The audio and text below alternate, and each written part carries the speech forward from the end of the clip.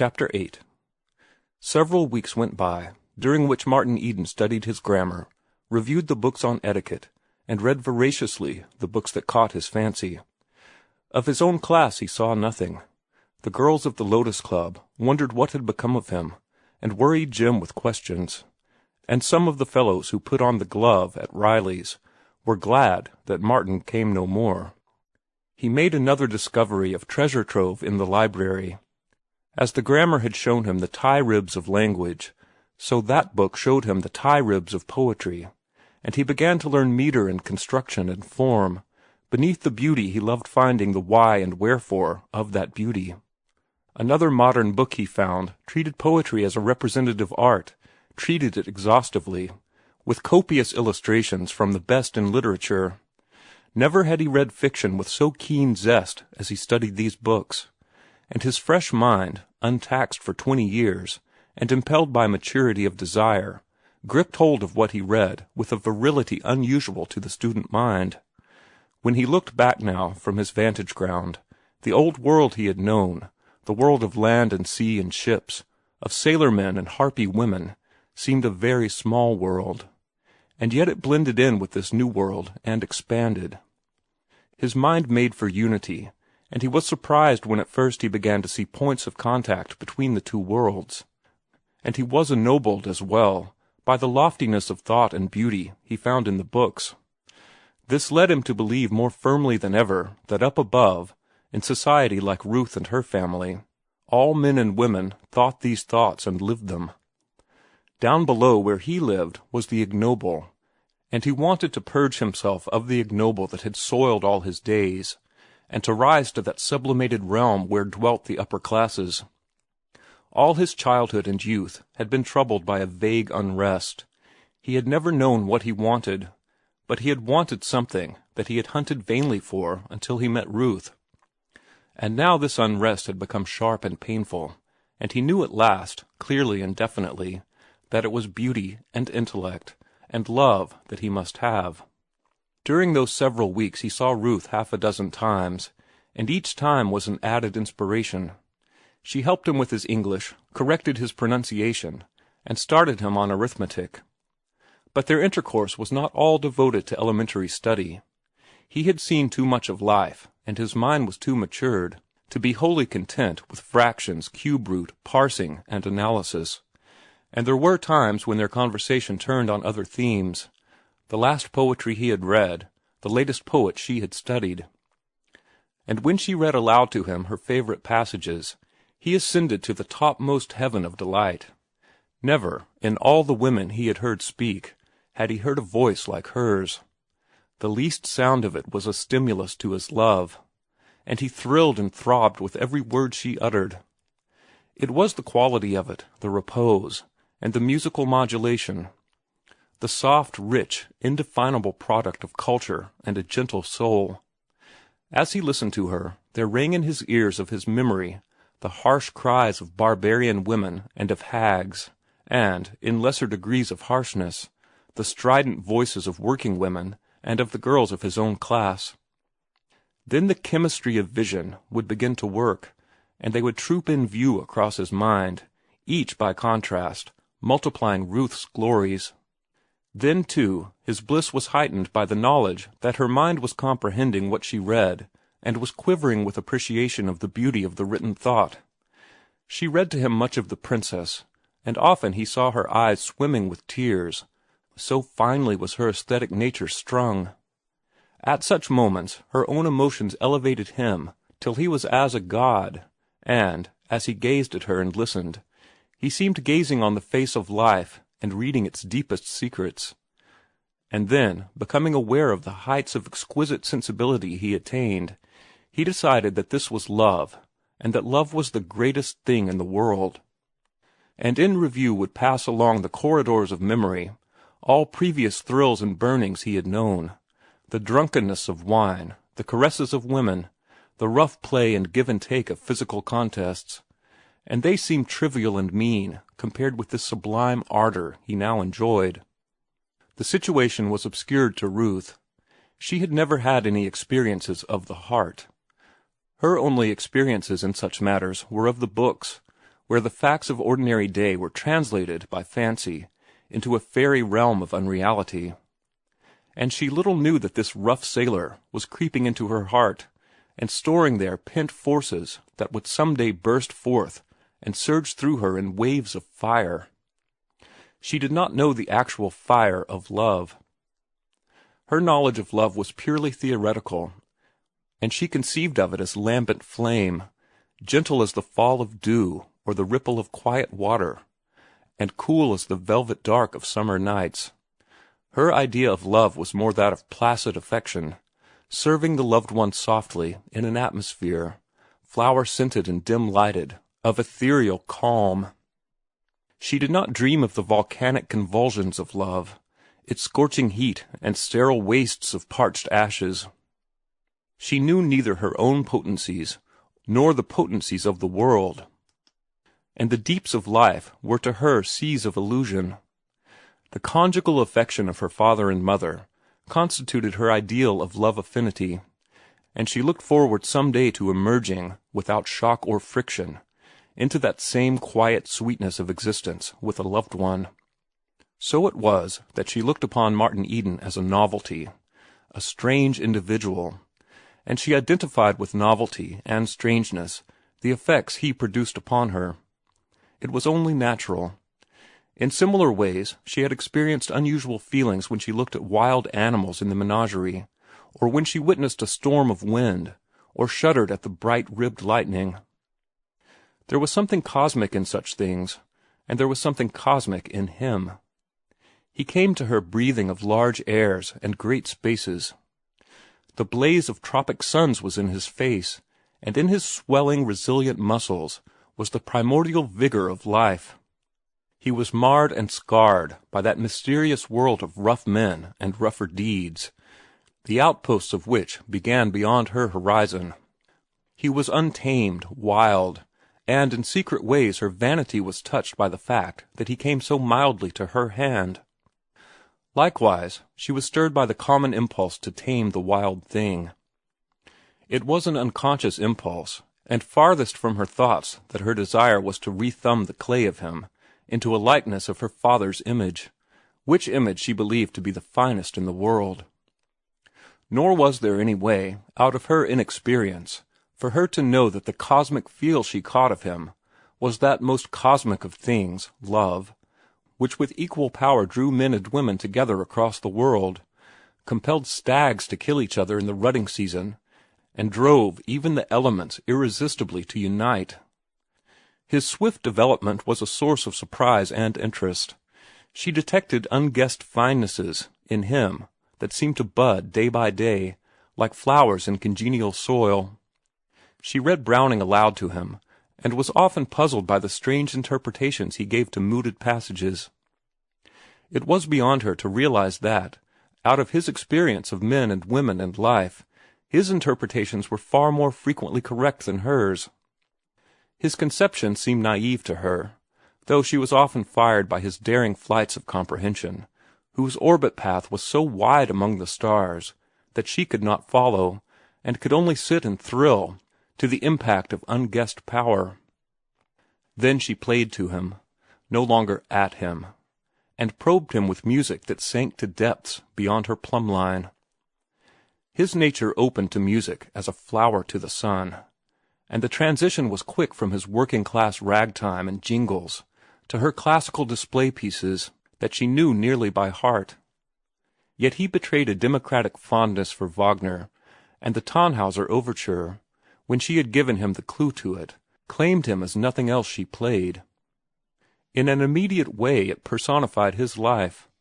All his past was the Venusberg motif, while her he identified somehow with the Pilgrim's Chorus motif, and from the exalted state this elevated him to, he swept onward and upward into that vast shadow realm of spirit groping, where good and evil war eternally. Sometimes he questioned, and induced in her mild temporary doubts as to the correctness of her own definitions and conceptions of music. But her singing he did not question. It was too wholly her, and he sat always amazed at the divine melody of her pure soprano voice. and he could not help but contrast it with the weak pipings and shrill quaverings of factory girls, ill-nourished and untrained, and with the raucous shriekings from gin-cracked throats of the women of the seaport towns. She enjoyed singing and playing to him. In truth, it was the first time she had ever had a human soul to play with, and the plastic clay of him was a delight to mold. For she thought she was molding it, and her intentions were good. Besides, it was pleasant to be with him. He did not repel her. That first repulsion had been really a fear of her undiscovered self, and the fear had gone to sleep.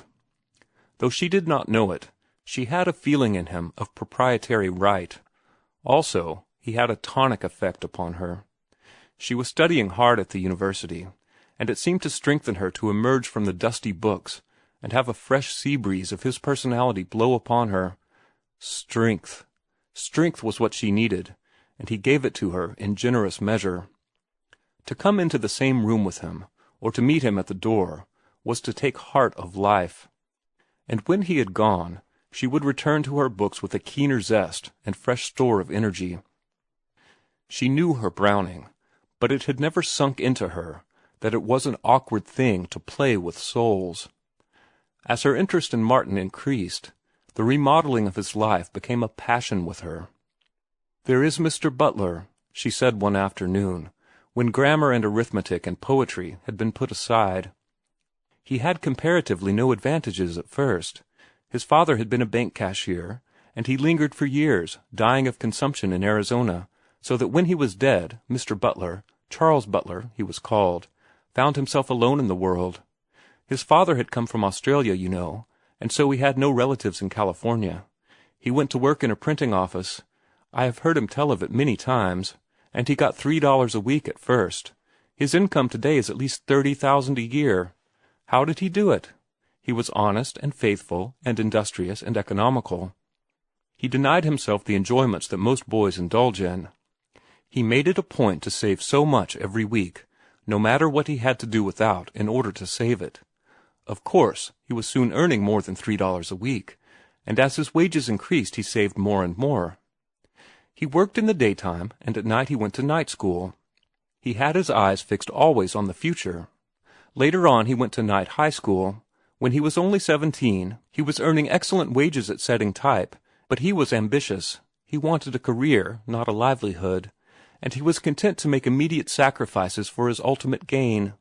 He decided upon the law, and entered father's office as an office boy. Think of that, and got only $4 a week. But he had learned how to be economical, and out of that $4 he went on saving money. She paused for breath, and to note how Martin was receiving it. His face was lighted up with interest in the youthful struggles of Mr. Butler, but there was a frown upon his face as well. "I'd say they was pretty hard times for a young fellow," he remarked. $4 a week! How could he live on it? You can bet he didn't have any frills. Why, I pay $5 a week for board now, and there's nothing exciting about it, you can lay to that. He must have lived like a dog. The food he ate! He cooked for himself," she interrupted, "on a little kerosene stove." "The food he ate must have been worse than what a sailor gets on the worst feedin' deep-water ships, than which there ain't much that can be possibly worse." "But think of him now," she cried enthusiastically. "Think of what his income affords him. His early denials are paid for 1,000-fold. Martin looked at her sharply. "There's one thing I'll bet you," he said, "and it is that Mr. Butler is nothing gay-hearted now in his fat days. He fed himself like that for years and years on a boy's stomach, and I bet his stomach's none too good now for it." Her eyes dropped before his searching gaze. "I'll bet he's got dyspepsia right now," Martin challenged. "Yes, he has," she confessed, "but—" "And I bet," Martin dashed on, "that he's solemn and serious as an old owl, and doesn't care a rap for a good time, for all his 30,000 a year. And I bet he's not particularly joyful at seeing others have a good time. Ain't I right?" She nodded her head in agreement, and hastened to explain. "But he is not that kind of man. By nature he is sober and serious. He always was that." "You can bet he was," Martin proclaimed. $3 a week and $4 a week, and a young boy cooking for himself on an oil burner and laying up money, working all day and studying all night, just working and never playing, never having a good time, and never learning how to have a good time. Of course his 30,000 came along too late. His sympathetic imagination was flashing upon his inner sight of all the thousands of details of the boy's existence, and of his narrow spiritual development into a $30,000-a-year man. With the swiftness and wide-reaching of multitudinous thought, Charles Butler's whole life was telescoped upon his vision. "Do you know," he added, "I feel sorry for Mr. Butler. He was too young to know better, but he robbed himself of life for the sake of 30,000 a year that's clean wasted upon him. Why, 30,000 lump sum wouldn't buy for him right now what 10 cents he was layin' up would have bought him when he was a kid, in the way of candy and peanuts, or a seat in nigger heaven." It was just such uniqueness of points of view that startled Ruth. Not only were they new to her, and contrary to her own beliefs, but she always felt in them germs of truth that threatened to unseat or modify her own convictions. Had she been 14 instead of 24, she might have been changed by them, but she was 24, conservative by nature and upbringing, and already crystallized into the cranny of life where she had been born and formed. It was true, his bizarre judgments troubled her in the moments when they were uttered, but she ascribed them to his novelty of type and strangeness of living, and they were soon forgotten. Nevertheless, while she disapproved of them, the strength of their utterance and the flashing eyes and earnestness of face that accompanied them always thrilled her and drew her toward him. She would never have guessed that this man, who had come from beyond her horizon, was, in such moments, flashing on beyond her horizon with wider and deeper concepts. Her own limits were the limits of her horizon, but limited minds can recognize limitations only in others, and so she felt that her outlook was very wide indeed, and that where his conflicted with hers marked his limitations, and she dreamed of helping him to see as she saw, of widening his horizon until it was identified with hers. "But I have not finished my story," she said. "He worked, so father says, as no other office boy he ever had. Mr. Butler was always eager to work. He was never late, and he was usually in the office a few minutes before his regular time. And yet he saved his time. Every spare moment was devoted to study. He studied bookkeeping and typewriting, and he paid for lessons in shorthand by dictating at night to a court reporter who needed practice. He quickly became a clerk, and he made himself invaluable. Father appreciated him and saw that he was bound to rise. It was on father's suggestion that he went to law college. He became a lawyer, and hardly was he back in the office when father took him in as junior partner. He is a great man. He refused the United States Senate several times, and father says he could become a justice of the Supreme Court any time a vacancy occurs, if he wants to. Such a life is an inspiration to all of us. It shows us that a man with will may rise superior to his environment." "He is a great man," Martin said sincerely. But it seemed to him that there was something in the recital that jarred upon his sense of beauty and life. He did not find an adequate motive in Mr. Butler's life of pinching and privation. Had he done it for love of a woman, or for attainment of beauty, Martin would have understood. God's own mad lover should do anything for the kiss, but not for $30,000 a year. He was dissatisfied with Mr. Butler's career. There was something paltry about it, after all. 30,000 a year was all right, but dyspepsia and inability to be humanly happy robbed such a princely income of all its value. Much of this he strove to express to Ruth, and shocked her and made it clear that more remodeling was necessary. Hers was that common insularity of mind that makes human creatures believe that their color, creed, and politics are best and right, and that other human creatures, scattered over the world, are less fortunately placed than they. It was the same insularity of mind that made the ancient Jew thank God he was not born a woman, and sent the modern missionary God substituting to the ends of the earth. And it made Ruth desire to shape this man from the other crannies of life into the likeness of the men who lived in her particular cranny of life.